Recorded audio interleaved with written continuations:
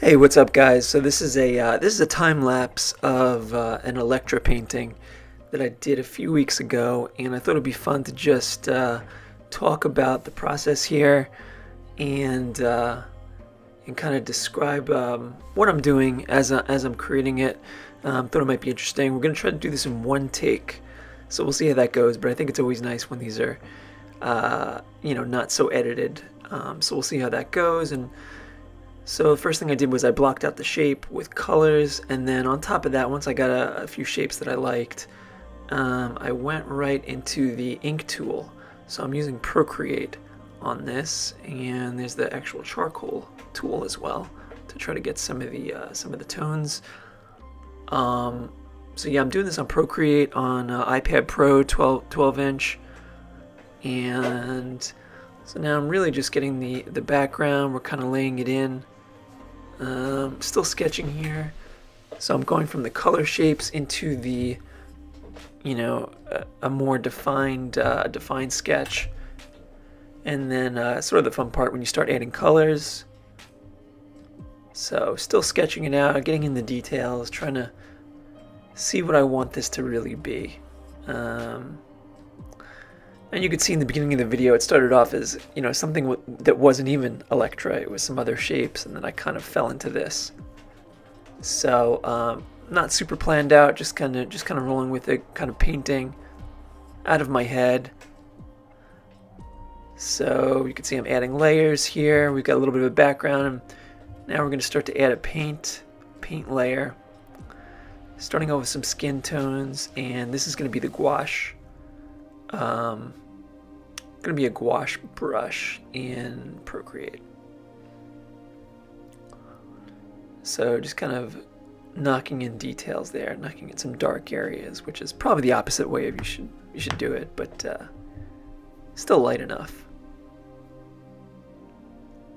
So I didn't know how far I was going to go with this when I started it. It was just a personal drawing. So started off with the most interesting part, which is the character. At this point, I'm not sure exactly what the background is going to be. I know what the midground is, and I know what the foreground is with the character. She's going to be sitting on a building high above the ground, and there's going to be sort of a gap, and there's going to be another building on the left-hand lower corner there.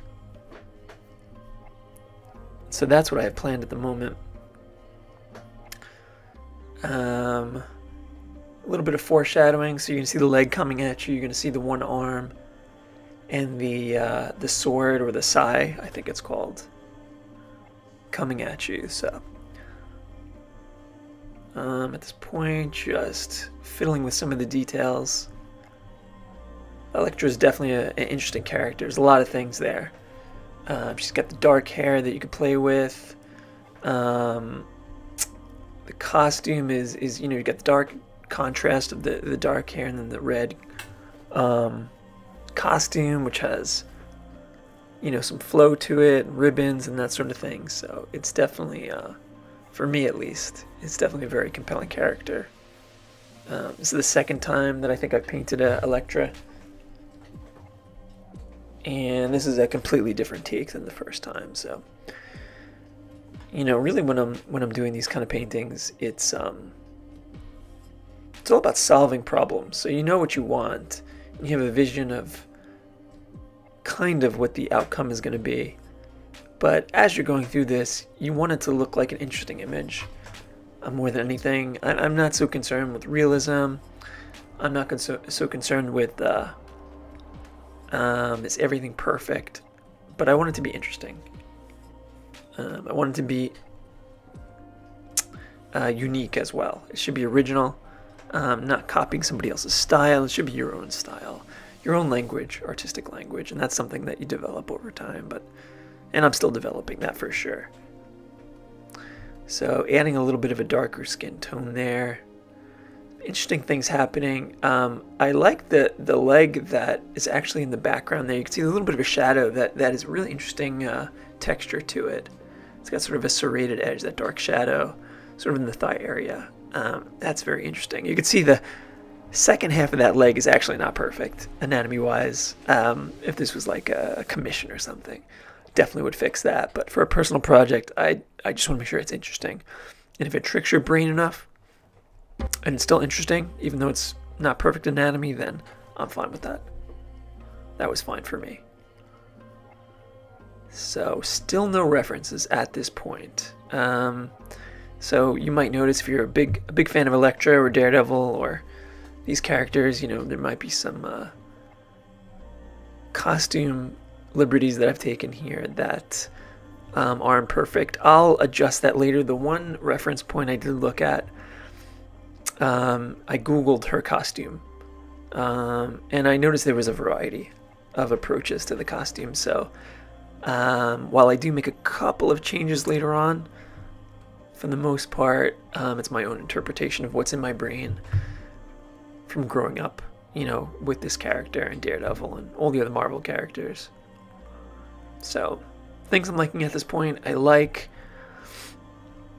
the face, I like the hand, I like the way some of the clothing looks, although not all of it just yet. So, not quite sure what's happening here. Must be some small details that I'm working out. Not much going on. There we go. But yeah, it's a great character.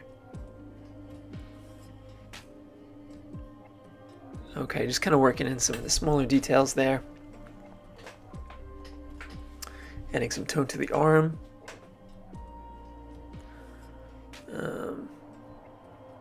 Really just playing around, making it interesting, making edits there, added some darkness, some contrast. Playing with the hair a little bit, trying to get that right. Here we go. Now we're getting into the size, which is definitely fun to draw.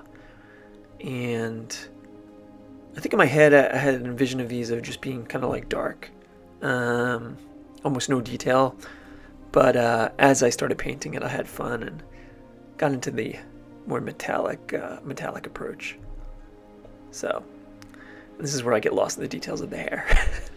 So I guess I was thinking, I don't know, Frank Miller, or I start adding these white lines. I'm trying to find the right combination of those. There's some earring work. Trying to find the right. There we go. So that feels right. That feels about right. So she's got those hoop earrings. So this is where I think I looked at the costume, and you could see me adding a couple of more traditional costume parts there. Some of the ribbons on the leg. So now I really like the background thigh, the one that's a little bit further away, closer to the hair. Big fan of that. Looks very watercolory. Again, the anatomy is not perfect, but that definitely feels successful to me.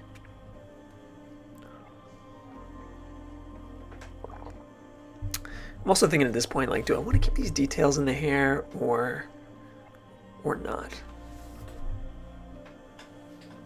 Sort of the highlights. I kind of like it without it. I forget what I ended up doing. Let's see at the end.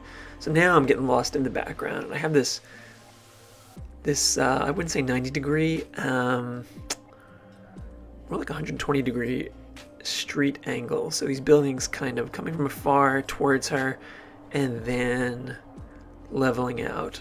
And these are just random shapes. I am having a lot of fun at this point. Ton of fun. Just painting all in red tones, and just having fun with these buildings. Going in with details, and I get lost in this for hours. I am lost in the zone.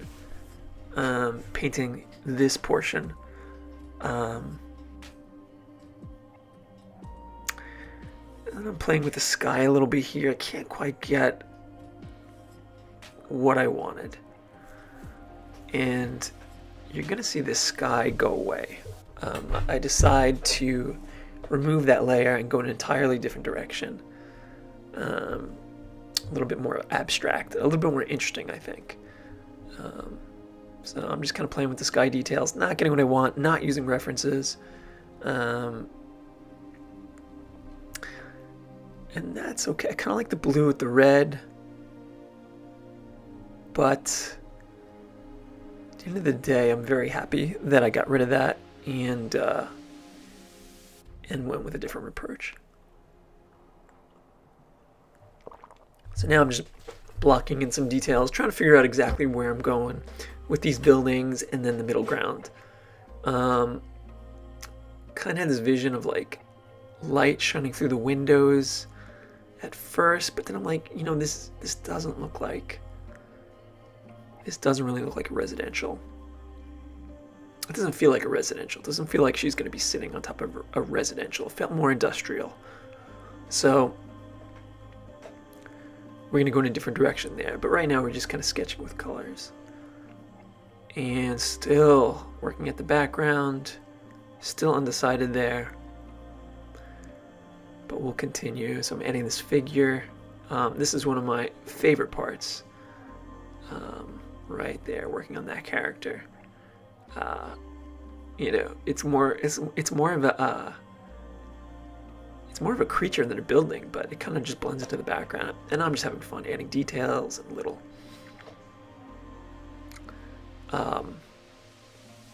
things to my own brain. So here we go. Now I'm working on the building. I definitely like that blue right off the bat. Definitely like that blue. It feels about right. It feels industrial. And then I'll keep working at the details.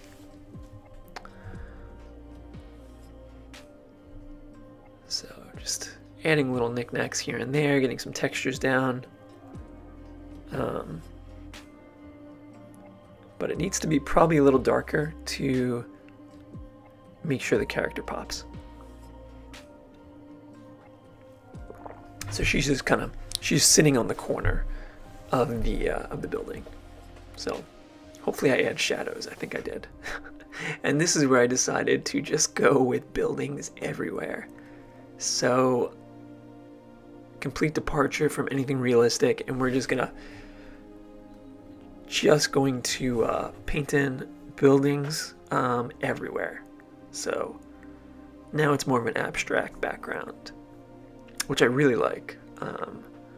This is a little bit of one of those light bulb moments that after the fact you're very happy about. And again, this whole section, I got lost in the zone, just having fun. Time stopped, didn't know where I was, forgot to eat, forgot to drink water. I just got lost painting all these different little parts, trying to have fun and make sure it looked interesting, and then just having fun with it.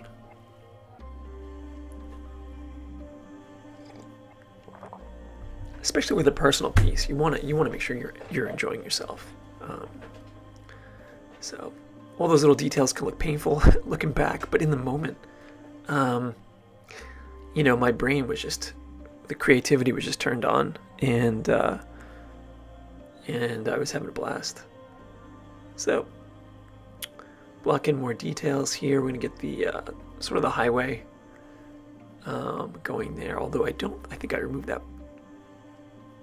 the granite look to it, because that just it takes your eye, it steals your eye from the character to the road. So hopefully I get rid of that. And then we've just got this building in the lower left-hand corner that's kind of adjacent to the building she's sitting on, so you could almost imagine her climbing up this ladder that I will paint on there, and then jumping over the gap in a superhero sort of way. And now we're kind of working on the mid background there below her, and we'll just make it more industrial. We'll get some Mack trucks in there. We'll get a little industrial, looks like an electrical building, a couple cars, a couple of figures, and we'll paint things in. And even though we went with a different background, we're still staying with this blue and red contrast, which is a good place to be. This is fun. I'm gonna do more of these time lapses. Hopefully you guys like. If you guys like this, let me know. Of course, subscribe, comment, let me know what you like, what you didn't like. Let me know what you would have done differently. So we're adding some more stuff in the background here, just having fun, adding little things all over the place.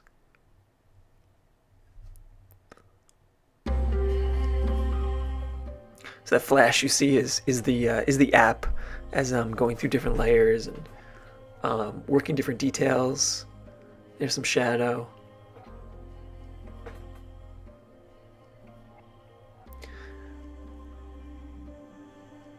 So Procreate is definitely a piece of magic in combination with the iPad. It's what I've always wanted. You know, I had a Wacom tablet back in the day, and that was amazing as well, of course. But there's something about drawing right on the tablet that just feels as close as possible to an actual painting. So we're just getting some details in there. We've got a raven that we add sitting next to her. Of course, he's going to be red and black, same colors as the outfit and the hair. Some shadows. And just make sure you get the shadows right. And that should do it.